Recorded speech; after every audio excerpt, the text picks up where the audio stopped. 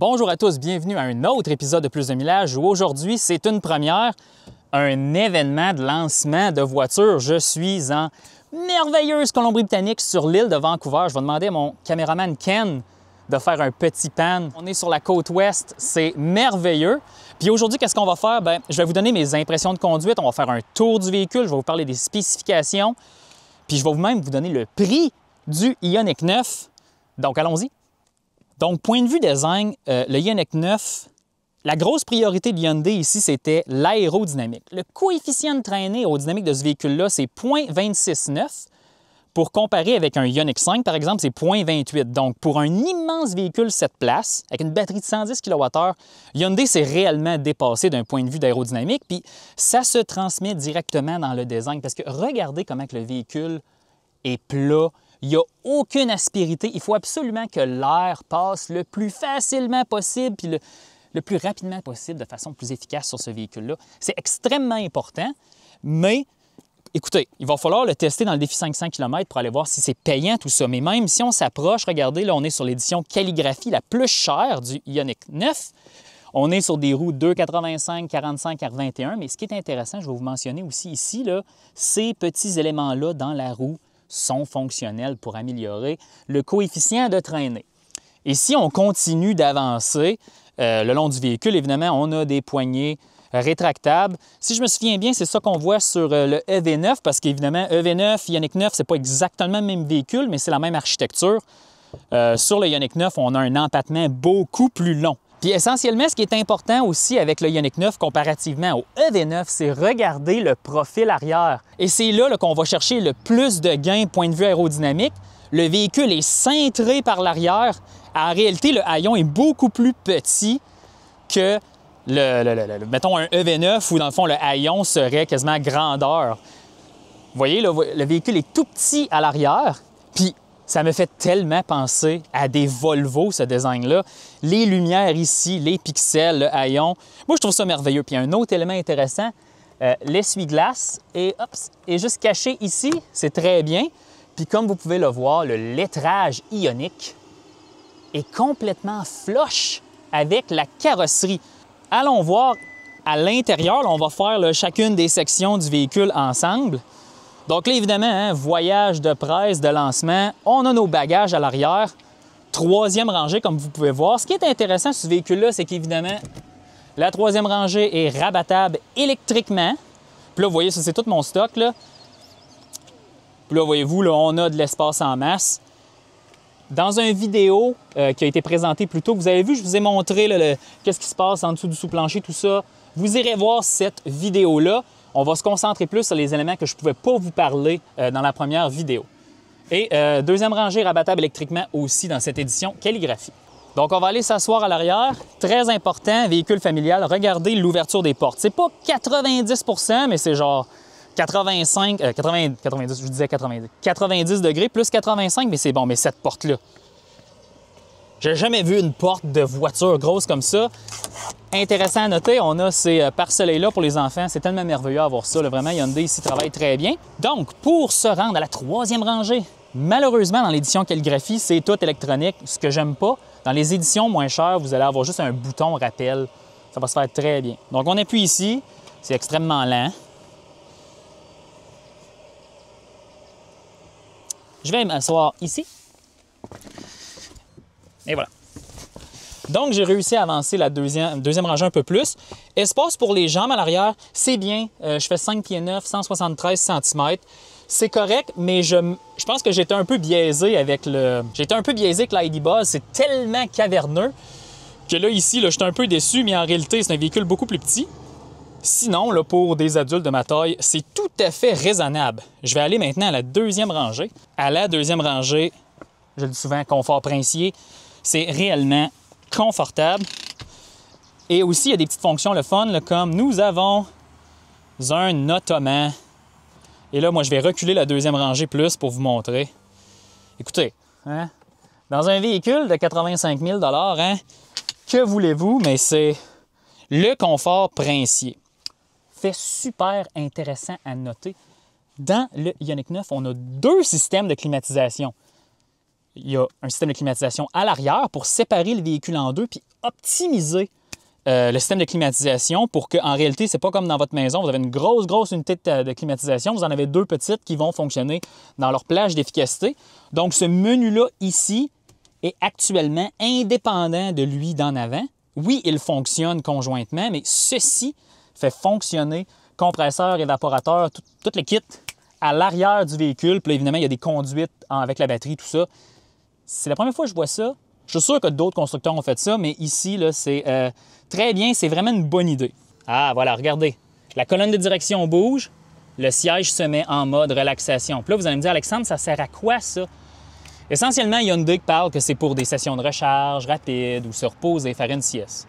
Écoutez, je pense pas que c'est une fonction qui est essentielle au fonctionnement du véhicule, mais c'est une touche de bon goût.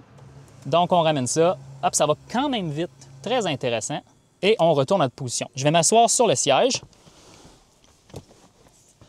Position de conduite super. Déception de mon côté. Sur un EV9, on a un appui-tête avec un filet.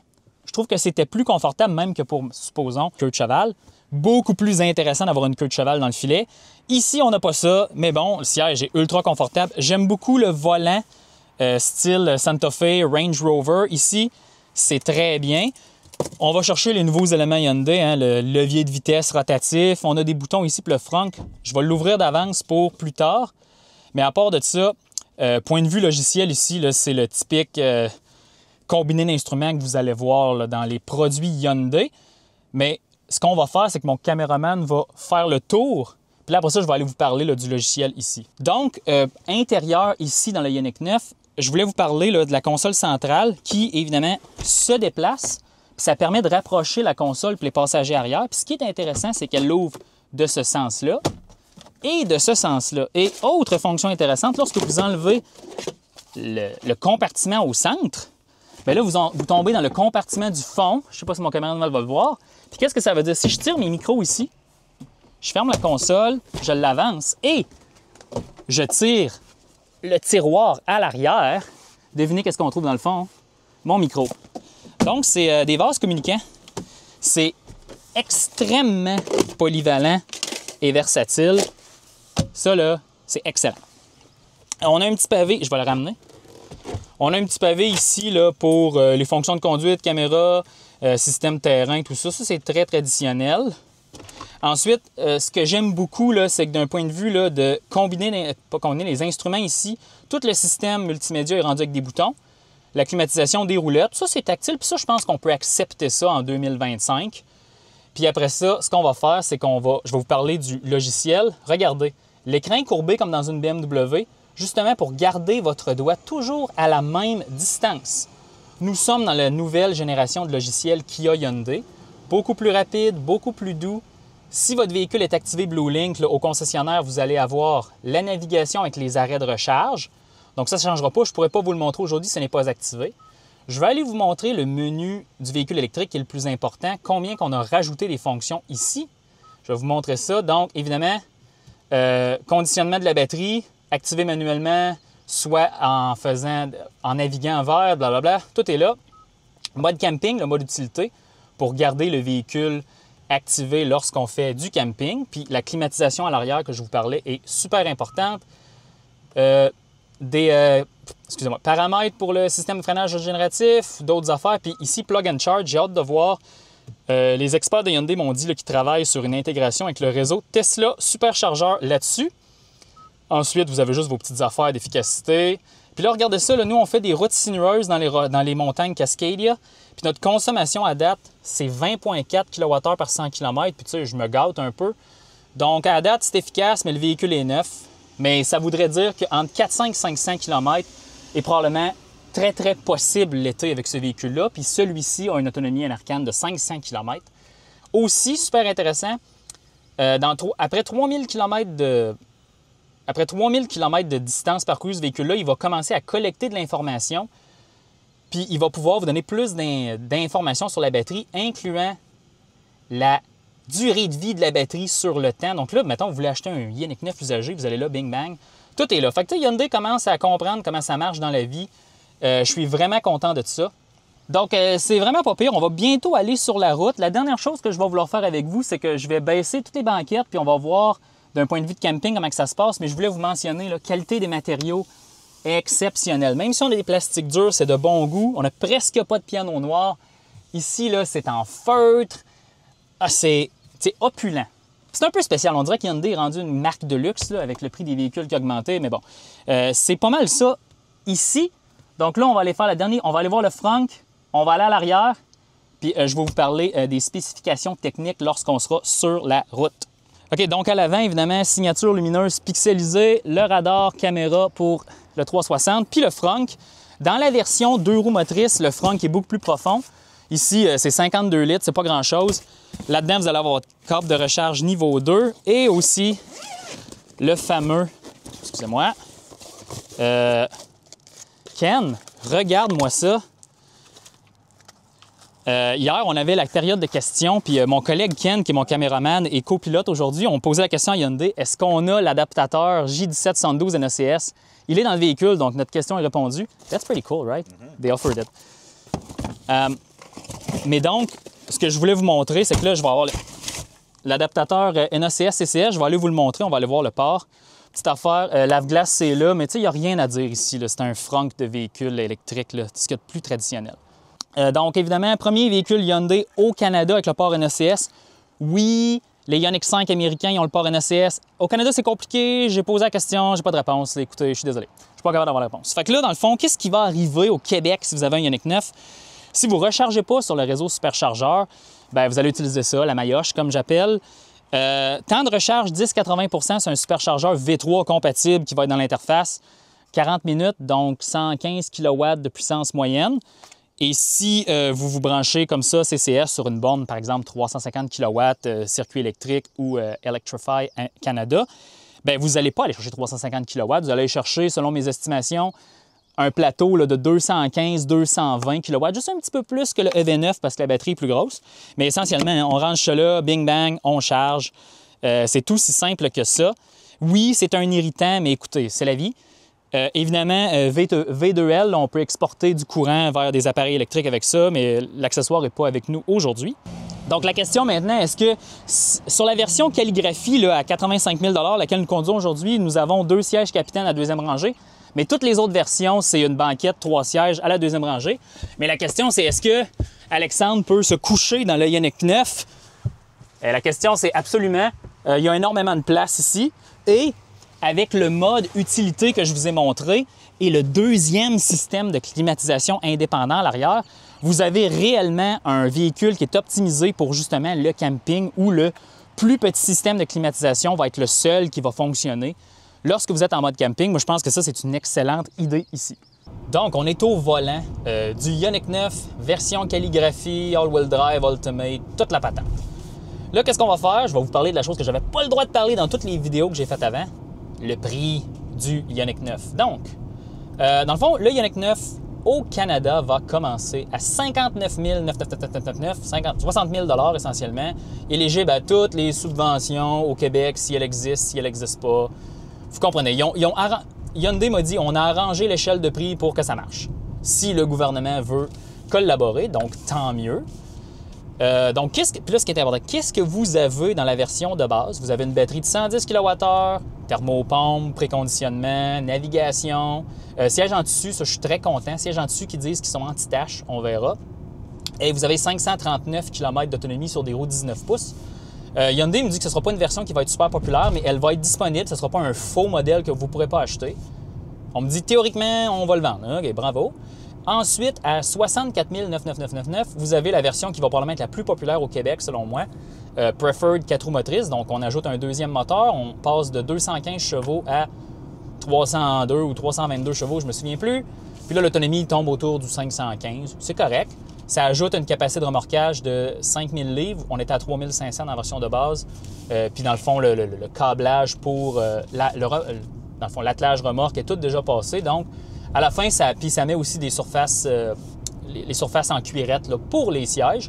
Puis le reste de l'équipement là, est relativement similaire. Moi, personnellement, je pense que ça va être le modèle à aller chercher. Vous avez la bonne autonomie, puis vous n'allez pas dans les versions plus chères qui sont à 80 000 parce qu'après ça, vous avez une version, ça c'est spécial, la version Preferred All-Wheel Drive, plus que la puissance passe de 300 à 400 quelque chose chevaux, qui est la puissance que nous avons dans ce modèle calligraphie. Puis là, il y a certaines options qui sont enlevées. C'est le même prix. Les deux sont à 65 000 c'est deux Preferred All-Wheel Drive et plus. Puis dans le fond, c'est vous choisissez soit d'avoir plus d'équipement ou vous choisissez d'avoir plus de puissance. Je pense que l'autonomie ne change presque pas. Après ça, vous avez une version Luxury qui ajoute de l'équipement, de la technologie, des meilleurs matériaux. Et la version dans laquelle nous sommes, calligraphie, un autre step après. Donc là, quand on voit la gamme, 60, 65, 75, 85, c'est assez onéreux, hein? Ouf! Tu sais, pensez-y, la version dans laquelle nous sommes aujourd'hui, dans le fond, si on ajoute les taxes au Québec, c'est un véhicule de 100 000 presque, plus le financement, les intérêts. Je veux dire, rendu là, achetez-vous un G-Wagon, hein? Impression de conduite. On ne m'a pas encore donné la masse nette du véhicule, mais mettons que je ferais une estimation d'ingénieur éduqué.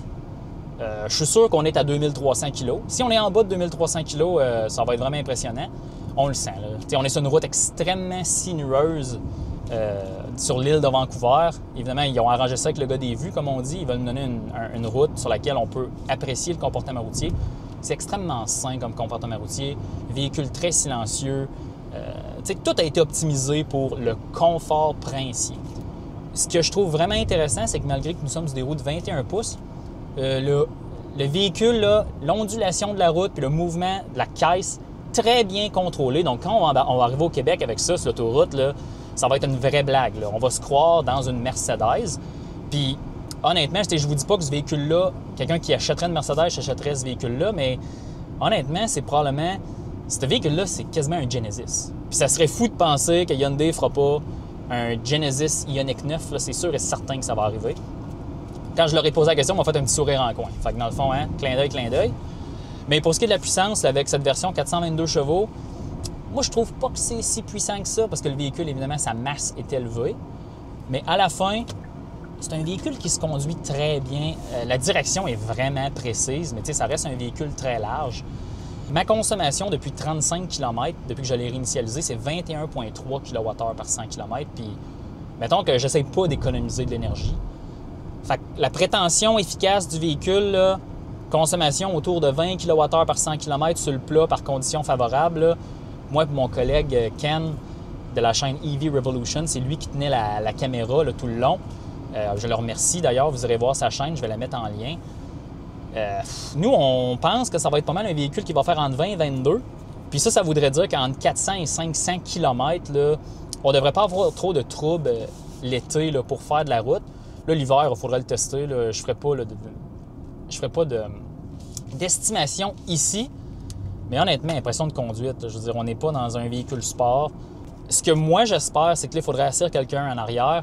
Puis il faudrait voir si quand le véhicule ondule sur la route, est-ce que c'est réellement confortable pour les passagers arrière? Parce que souvent, les constructeurs, des fois, ils vont essayer de sauver de l'argent en ne travaillant pas sur la suspension à l'arrière. Puis là, ça fait que tu es un journaliste, tu conduis le véhicule, c'est merveilleux. Puis là, quand quelqu'un achète le véhicule, assoit les enfants en arrière, ils ont le mal de transport. Puis là, c'est là, mais écoutez, on va croire Hyundai qu'ils ont fait leur devoir. Aussi, ce qui est intéressant, là, c'est qu'on est avec la version 3.0 du freinage régénératif là, chez Hyundai, le iPedal. Vous savez, j'en parle souvent, il y a 4 niveaux, il y a 0, 1, 2, 3, puis iPedal, la conduite à une pédale. Puis effectivement, c'est vrai, lorsque je lâche l'accélérateur, le freinage génératif est puissant, mais aussi la modulation avec mon pied. On se rapproche vraiment beaucoup de ce que GM et Tesla font, que selon moi, c'est les meilleurs dans la calibration là, de la pédale d'accélérateur sur un véhicule électrique. Donc, pour vrai, c'est très bien. Là. Il y a super de beau travail qui a été fait ici. Puis, la qualité de construction de ce véhicule-là, véhicule, encore une fois, assemblé en Corée là, avec le Ioniq 6, c'est merveilleux. Puis, en ce moment, si je regarde mon indicateur d'autonomie, on m'affiche 507 km à 90 %. Il fait 12 degrés Celsius à l'extérieur. Puis évidemment, j'adore ça. Maintenant, Hyundai fait ça. Il vous montre un minimum et un maximum en fonction si les conditions s'améliorent ou se détériorent. 563 si les conditions s'améliorent. Et 354 si elles se détériorent. Moi, mon truc, je regarde 354 puis je fais ça, c'est ma vitesse, premier segment du défi 500 km. Pas ma vitesse, ma distance. Donc, on verra bien, mais à la fin, 110 kWh, ça commence à être du stock. Puis, je crois que le Ioniq 9 va être le véhicule au Canada avec la plus grosse batterie pour le plus petit prix, qui n'est pas une camionnette. Parce que si vous pouvez avoir un Silverado EV 3WT à 60 000 $, il y en a une coupe dans les concessionnaires, bien là, vous avez 186 kWh pour le même prix. Là, c'est comme complètement capoté, mais c'est vraiment pas la même chose. Là, ici, c'est un véhicule opulent. Puis là, moi, la chose qui va rester à savoir, ça va être comment la différence entre une version Preferred et les versions Ultimate Calligraphy. Mais à date, je pense que ça va être un succès, puis c'est un produit très réussi. Et voici ce qui met fin à notre essai dans l'événement de lancement du Hyundai Ioniq 9. Merveilleuse Colombie-Britannique. Regardez, on est à Sprott Lake Landing à Port Alberni. C'est merveilleux. Écoutez, qu'est-ce que je pense du Ioniq 9? Bien là, la première chose qu'il faut dire, c'est qu'évidemment, aujourd'hui, je n'ai pas été capable de tester la performance de recharge rapide. Puis, je n'ai pas eu, évidemment, du constant sur l'autoroute pour vous donner. Est-ce que c'est réellement super efficace? Est-ce que l'autonomie Enercan est réelle? C'est un peu normal, on ne peut pas faire ça aujourd'hui, mais évidemment, lorsque les véhicules seront disponibles dans la flotte de presse, on va le passer à notre batterie de test habituelle. Mais qu'est-ce que je peux vous dire du Ioniq 9? C'est que c'est définitivement le produit électrique Hyundai le plus réussi. C'est un peu évident, on est maintenant à la 3e itération de leur interface graphique, de leur motorisation, de leur technologie de batterie. Ça va être un gros vendeur, je suis pas mal sûr. Moi, si je vous recommande une version à aller regarder, moi, je vous conseillerais la Preferred All-Wheel Drive. Pourquoi? Parce qu'on va être on va être à 65 000 $, ce qui est très compétitif quand on compare au EV9 et les autres véhicules là, un peu plus gros électriques qui s'en viennent. Puis l'autonomie va être au-delà de 500 km de toute façon. Donc ça, c'est ma recommandation pour vous. Les tons de verre qu'on avait aujourd'hui, ces véhicules-là, superbes. Puis il y a aussi une petite affaire que j'ai oublié de mentionner dans la revue. L'ingénieur de Hyundai qui était là avec nous m'a expliqué que d'un point de vue de qualité de peinture, le standard global de Hyundai là, pour la spec de peinture, c'est un standard global qui inclut les conditions hivernales de l'Est du Canada. Donc, l'ajout de sel, de déglaçage, tout ça. Donc, pensez pas que parce qu'il est fait en Corée, le véhicule va être moins bon. Ça n'a aucun rapport. Globalement, à travers le monde, les installations pour ces véhicules-là prennent en compte les conditions hivernales canadiennes.